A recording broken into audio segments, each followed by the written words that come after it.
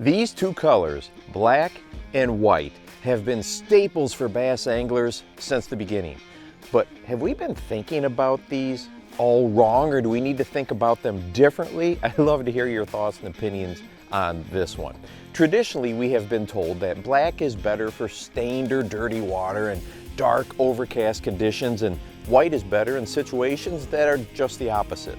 Well, I've done multiple videos in the past showing where white actually can be seen better in just about any water condition over black, and I can link some of those videos down below. I've also done videos that talk about contrast in lure color in regards to standing out from the background. So you may be thinking, well, what about black?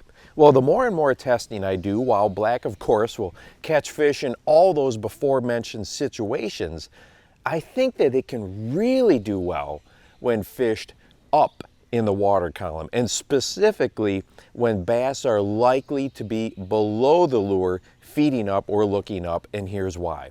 Lures that are on the surface or being fished in that top part of the water column are often backlit by the sky when bass are below them, the traditional silhouette.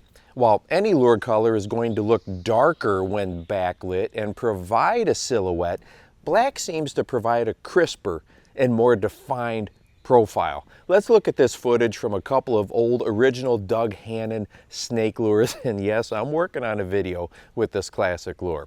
Well, anyway, when I filmed this, it was actually extremely overcast, so not even as sharp of a difference as we would see in a bright sunny day, but still noticeable. Here are a couple of freeze frames. As we can see, the black lure has a more defined outline, while the lighter colored lure still has a darker silhouette, but it is not as crisp as the black lure. Now, Mother Nature has given many fish species the camouflage pattern called counter shading.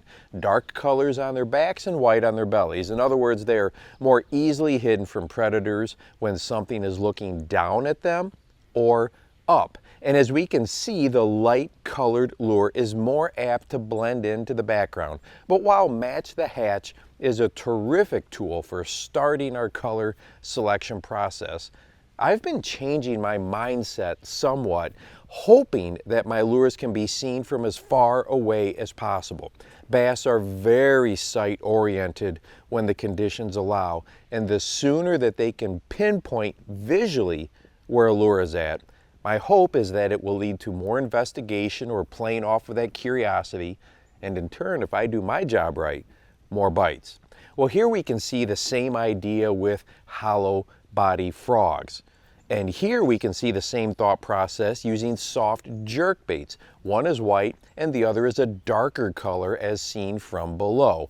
Well, probably a lot of you remember the days when a black sluggo was the hottest lure around. I saw Hank Parker using one on TV when I was a youngster and immediately had to go out and buy some. Like I said, I don't think we can ever really go wrong with a natural colored lure, but can we think about black lures or white lures differently than we have in the past to dial in that bite just a little bit better? Go ahead and drop your thoughts on this one or your experiences down below. And hey, if you want to watch a video on hard suspending jerk baits and how far away we can actually hear them, I think it's going to surprise you. Go ahead and check this one out right here, and make sure that you go out and encourage someone today. You never know how you might just change their life. For the Bass Fishing Life, I'm your host, Steve Rogers.